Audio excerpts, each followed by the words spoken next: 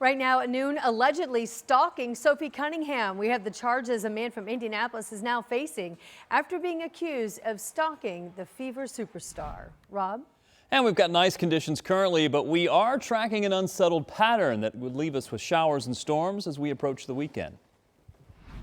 Also, we have an update for you today from Michigan City.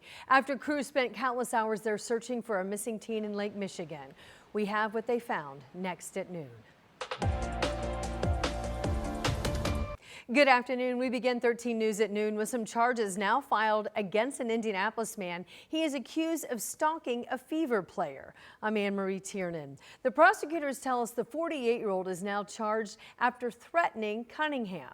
Prosecutors say 48-year-old Kevin Singh sent multiple threatening and some explicit messages to Sophie Cunningham. The court documents say that Singh became increasingly threatening when team security then contacted him, and that led to charges. He now is being held in the Marion County Jail. He is also charged with violating his probation in Hendricks County. In Hendricks County, the court records say that Singh pleaded guilty to 2 counts of invasion of privacy in another case not related to the accusations against him here in Marion County. We have more about the messages that were sent to Sophie right now if you head to our website at WTHR.com. And now we do have a sad update in that search for a missing 13-year-old boy to the north in Michigan. Lake Michigan, rather. Authorities say that a boy's body was found near the Michigan City Lighthouse Pier. He was found on some rocks in 11 feet of water. And you might remember we told you about the search underway to find him yesterday. He went swimming near the Lighthouse Pier around 5:45 Monday night. There were high waves at the time. He did not resurface. And during the search, 4 divers were hurt in the rough waters there. In Marion, police say they have in custody a second juvenile in a deadly shooting that occurred earlier this month. It happened around 2:30 in the morning, June 1st. Police say they found 20-year-old Christabel Lester shot in an SUV in a building that was located on Southwestern Avenue. We're told he died at the hospital. Police also say that 17-year-old Jeremiah Mungham is also charged as an adult in this same incident. And new from the courtroom just today, a juror now is being charged with indirect contempt of court, disobedience of process for misconduct that led to the mistrial in the murder trial of a mom, Toni McClure. We're told that juror allegedly spoke with a witness outside the courtroom and then shared what they learned with other jurors. The juror being charged with the crime was dismissed, but McClure's attorneys argued for a mistrial, and the judge agreed and granted it. So now a new trial is planned. In fact, it's rescheduled for August 24th, and they will start the proceedings all over with a new jury. And as long as we can get back in court and do it again, and you know, that's what we have to deal with right now. It's just so frustrating. You know, it's a roller coaster every time something like this comes up, and especially for this trial here. A range of emotions coming from the Little Gorst family as the mistrial was granted. The prosecutor now says they still plan to seek a life sentence without parole for the mother.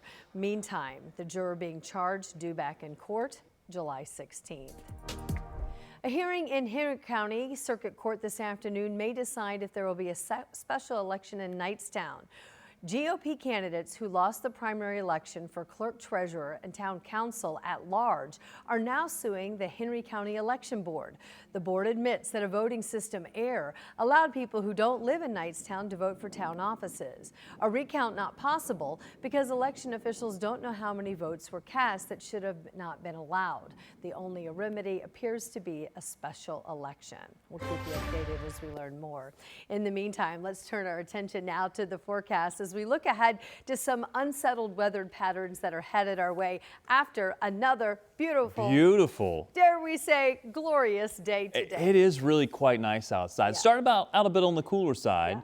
cool overnight, and now we've warmed up because of all the sunshine. Yeah. It is going to get a little unsettled over the next several days. Not expecting severe weather, but certainly some showers and storms. So let me show you where we are right now. Temperatures is where we'll start because that's really the only game in town.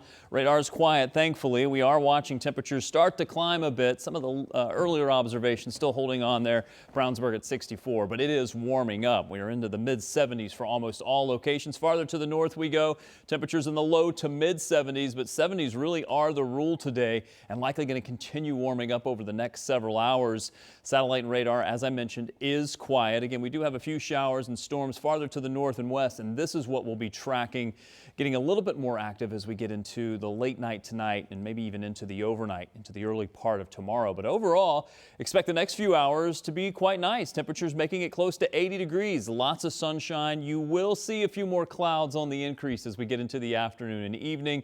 And then heading into the overnight, we are expecting that chance for a few showers, maybe even a rumble of thunder. Couldn't rule that out, especially this time of year. We'll put 81 as our high temperature on the board today, but your mileage may vary. You may be upper 70s, you may be low 80s, depending upon where you are.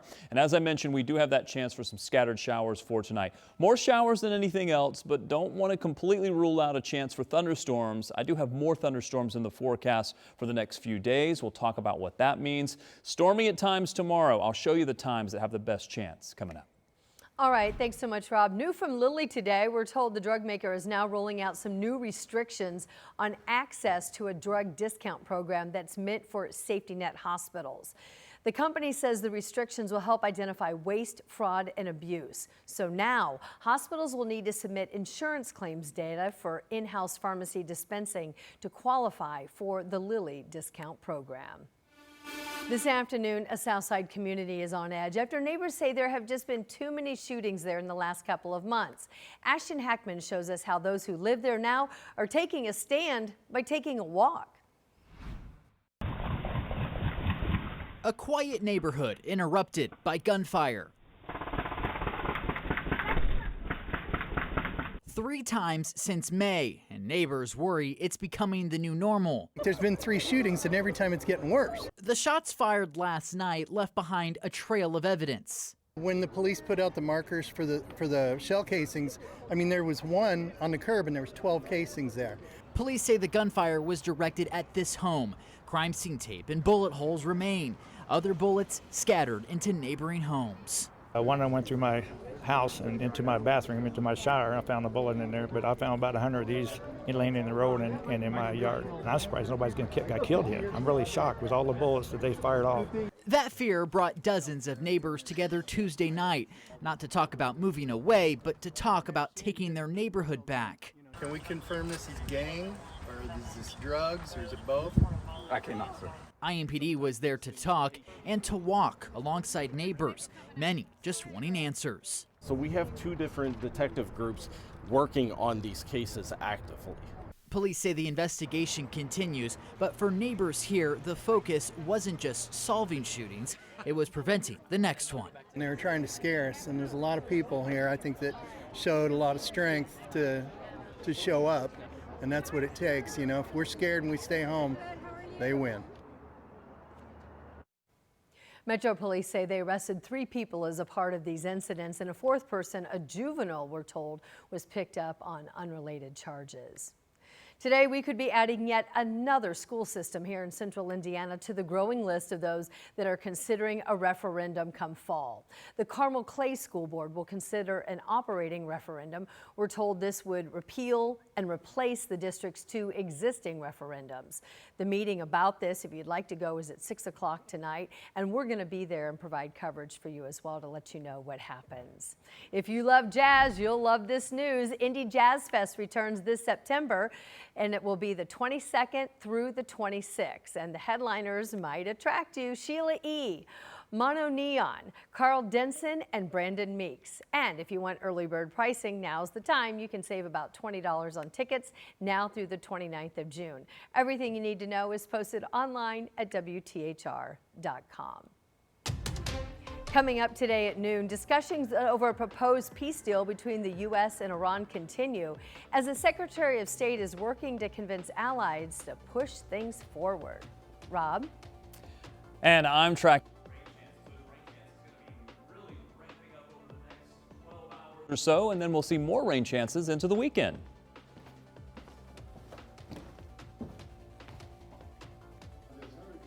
Neighbors on the northeast side now are discussing a revitalization project. We hear their thoughts on the project at the town hall meeting ahead here at noon.